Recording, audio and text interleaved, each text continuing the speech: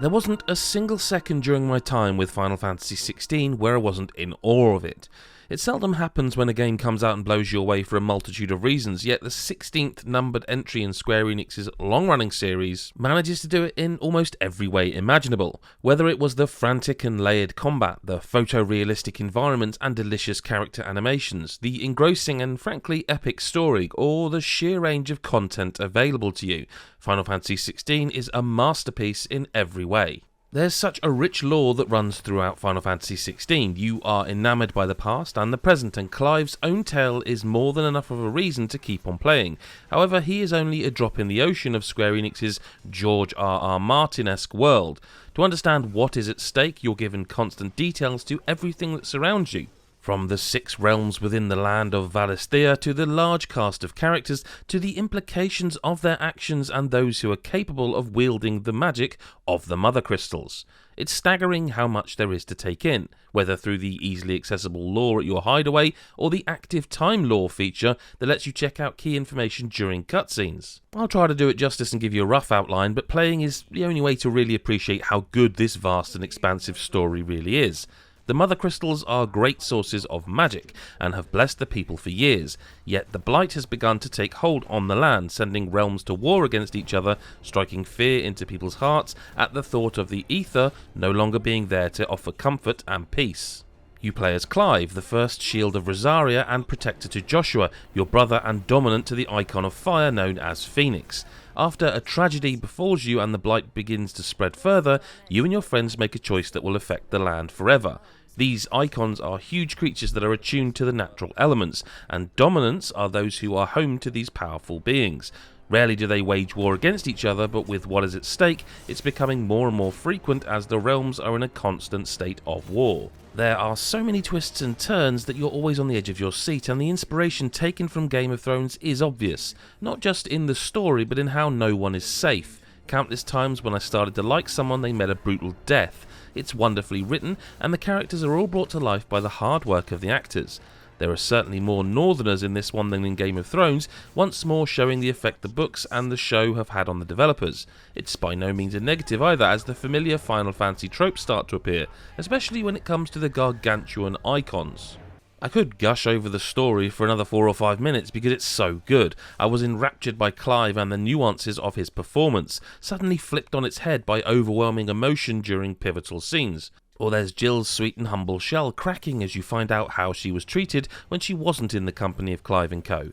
There are layers to everyone, and even the enemies are fascinating, especially that of Kupka. Oh, and Sidolphus is a goddamn hero of mine, period. As you play through the story and start to encounter new dominants, Clive learns new abilities that can help you in multiple ways when slaying soldiers, monsters and other various enemies. These icon attacks can be switched quickly in combat, with each one having a cooldown before using again. By progressing, you'll naturally start to learn all the combinations that work for you, and while you may think you've got a pretty hefty arsenal of magic to choose from, Final Fantasy XVI keeps throwing new elemental abilities at you. There's an ability tree which makes all of your skills more effective, along with the option to unlock new ones that are more powerful. You can also reset any spent ability points in case you want to try another approach out. These icon attacks can launch waves of flames at enemies, send lightning bolts at direct targets, or fire a flurry of punches at enemies by harnessing the power of Garuda, a wind-type icon. There are loads of skills available, along with other abilities via icons that help you get closer to targets, pull them towards you, summon a large rock shield, and more. One of the big features of battle is staggering, allowing you to break a tougher enemy's will gauge, or boss, which renders them helpless for a short while. Not only does this stop them in their tracks, but it lets you dish out punishment without interruption from them. Then there's the Limit Break Gauge, a powerful ability that, when pressing the 2 analog sticks together, unleashes a flurry of fire attacks in quick succession.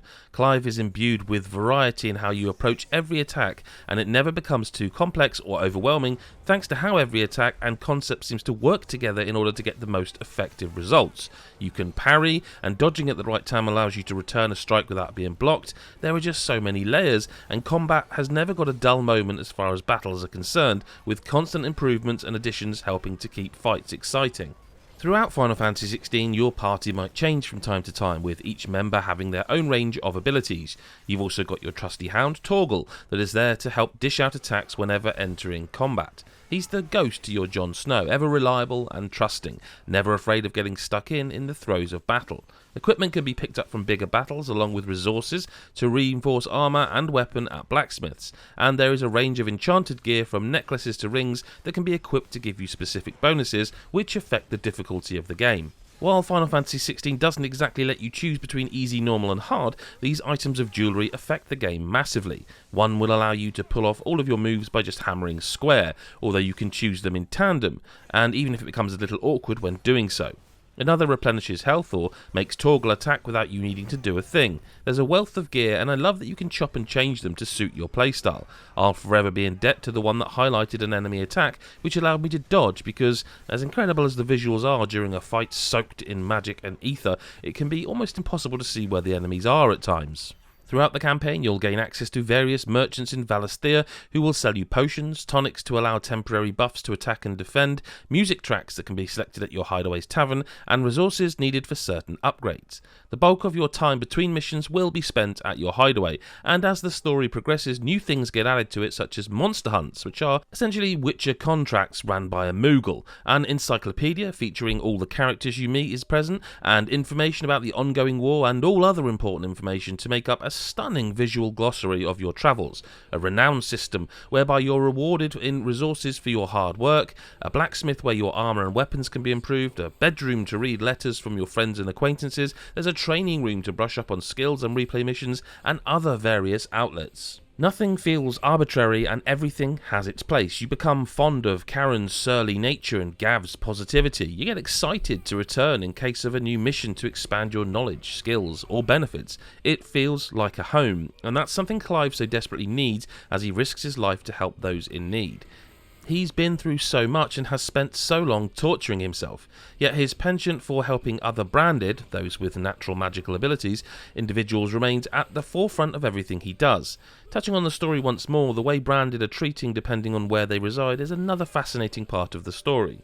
Some are heralded as lords, while others are treated worse than dogs, adding even more layers to Final Fantasy XVI's overarching narrative. Both the story and the world of the game is brought to life by the phenomenal graphics. Each realm you visit and the areas within are remarkable, impeccably designed and lifelike, blurring the lines between computer animation and realism. The way characters move and act outside of cinematics are phenomenal, especially in some of the bigger set pieces. In the majority of the big boss fights, Clive channels his icon, and you'll end up fighting other icons throughout the story. The intricacies of these fights are detailed to the last pixel. They left me floored absolutely every time, and when you're watching cutscenes, there's nothing else like it. It's perhaps the nicest looking game I've ever played.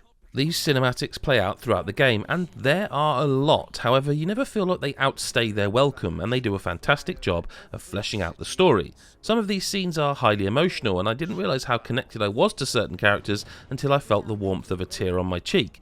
This world, beautifully crafted by Square Enix, is filled with wonder, passion, beauty and pain, and throughout it all, the art of it left me amazed. Each town has its own personality, whether you're at Martha's Keep, Lostwing or Eastpool. You see different economies and politics affect the flow of things. You'll agree and disagree with a range of characters and how they act, yet you'll appreciate how the scope of war has affected this world. While not quite open world, you'll be able to fast travel via obelisks located around Valisthea.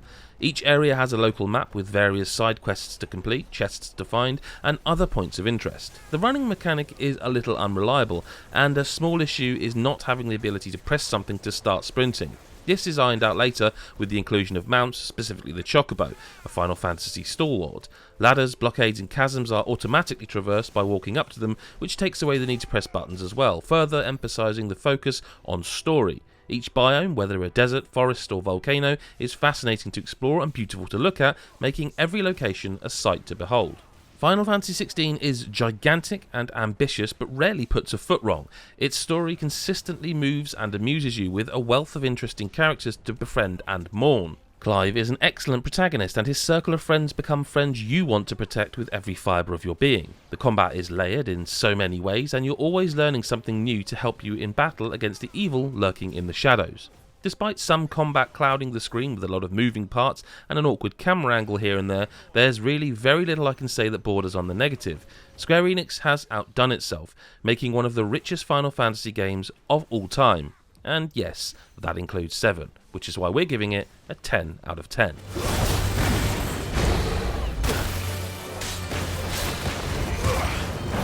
Hey, Adam from GodIsAGeek.com. Hope you enjoyed Chris White's review of Final Fantasy 16. If you did, let us know if you're excited in the comment section below, and do hit the subscribe button and maybe the bell button so you don't miss a notification for when our next content goes live.